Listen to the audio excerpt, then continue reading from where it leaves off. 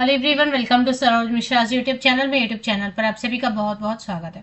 Professor, associate professor, assistant professor, research associate and teaching assistant, बहुत सारे post में teachers की रिक्वायरमेंट है। अगर आप मास्टर डिग्री होल्डर भी हैं, मान लेते हैं आपके पास प्रॉपर क्वालिफिकेशन नहीं भी है, नेट नहीं भी है, पीएचडी नहीं है, सेट नहीं है, तब भी आप अप्लाई कर पाएंगे रिसर्च एसोसिएट पोस्ट के लिए या टीचिंग असिस्टेंट पोस्ट के लिए। मतलब मास्टर डिग्री होल्डर, स्नातकोत्तर की डिग्री भी है सिर्फ, तो teaching assistant and research associate के लिए आप आवेदन कर सकते हैं। तो अच्छी अपॉर्चुनिटी है, दो लोकेशन है और दोनों में से जहां भी आपको इंटरेस्ट हो कि इस जॉब लोकेशन में आप कंफर्टेबल हैं, उसके लिए आप अप्लाई कर सकते हैं जीरो फीस के साथ में। कोई एज लिमिट नहीं है, no age limit, no age bar.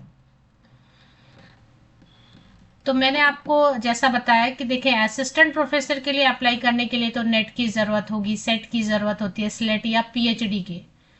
But अगर आप मास्टर डिग्री होल्डर हैं और अभी आपके पास नेट नहीं भी है, पीएचडी नहीं भी है, तो टीचिंग असिस्टेंट के लिए अप्लाई कर लीजिए। और अगर आप पीएचडी वगैरह में एनरोल कर चुके हैं तो रिसर्च एसोसिएट के लिए अप्लाई कर लीजिए। पीएचडी या नेट कंप्लीट हो गया या जेआरएफ या सेट या स्लेट, तो असिस्टेंट प्रोफेसर के लिए अप्लाई कीजिए। और अगर आप असिस्टेंट प्रोफेसर के तौर पे 8 साल या उससे ज़्यादा 8 इयर्स या उससे ज़्यादा काम कर चुके हैं तो एसोसिएट प्रोफेसर, और पीएचडी हो गई है तो। और अगर associate professor and assistant professor के तौर पे अच्छे खासे साल काम कर चुके हैं, 10 से 15 साल, तो प्रोफेसर पोस्ट के लिए। तो सबसे पहले जो वैकेंसी है कंप्यूटर साइंस एंड इंजीनियरिंग के लिए है।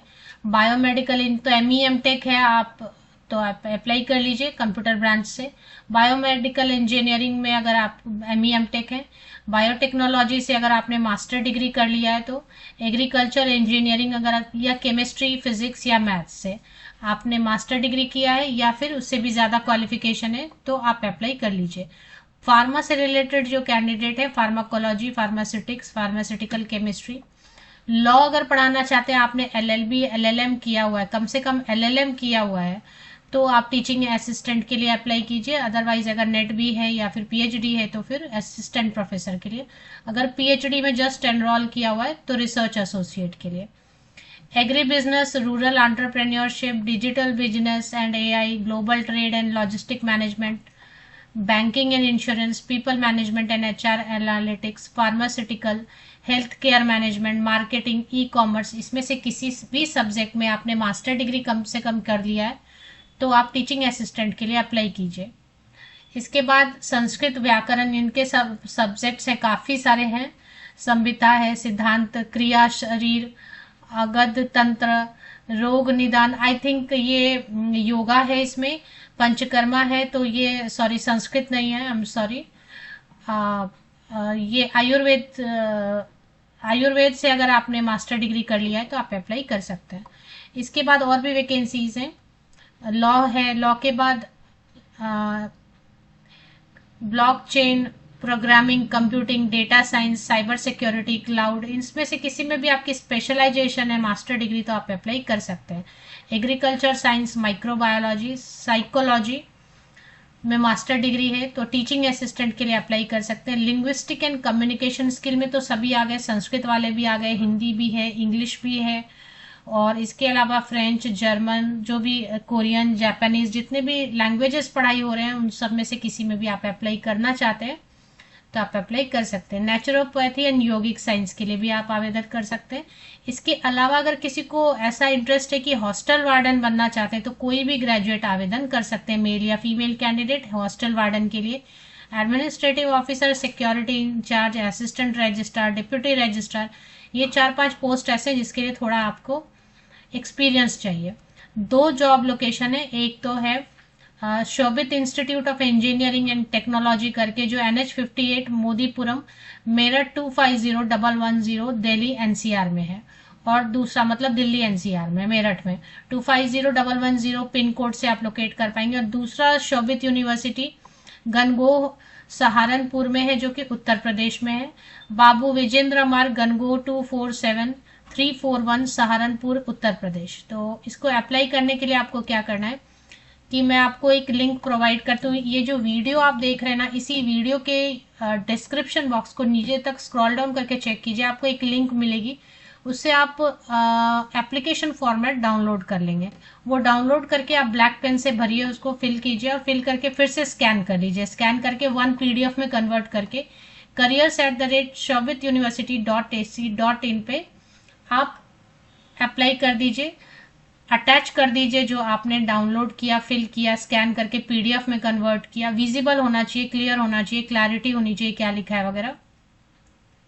PDF में कन्वर्ट करके आपने भेजना है और टाइटल में आप लिखेंगे application for the post of suppose hostel warden या फिर पंचकर्मा टीचिंग असिस्टेंट, और जो भी पोस्ट है वो लिखिए। आप मास्टर डिग्री होल्डर हैं सिर्फ तो टीचिंग असिस्टेंट, अगर PhD एनरोल वगैरह कर लिया है या थोड़ा रिसर्च आर्टिकल वगैरह पब्लिश हो गया है कहीं पे या लिख रहे हैं पेपर आप, तो रिसर्च एसोसिएट। बाकी अगर नेट हो गया है या फिर सेट स्लेट है उत्तर प्रदेश का, दिल्ली में तो सेट स्लेट होता नहीं है, PhD है अगर तो असिस्टेंट प्रोफेसर। बाकी तो वो आपको पोस्ट अप्लाइड फॉर लिखना है टाइटल में, ईमेल के टाइटल में, जैसे application for the post of biomedical engineering teaching assistant या असिस्टेंट प्रोफेसर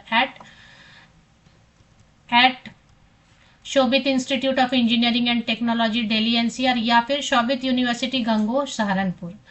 तो इनमें से कौन से जगह पे आप काम करना चाहते हैं वो टाइटल में भी लिखिए, एप्लीकेशन में भी।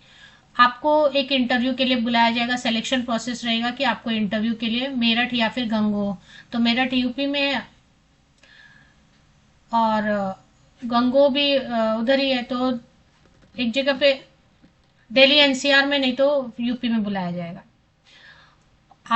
आवेदन प्रपत्र की जो लिंक है उसके लिए इसी यूट्यूब वीडियो के डिस्क्रिप्शन बॉक्स को चेक कर लीजिए।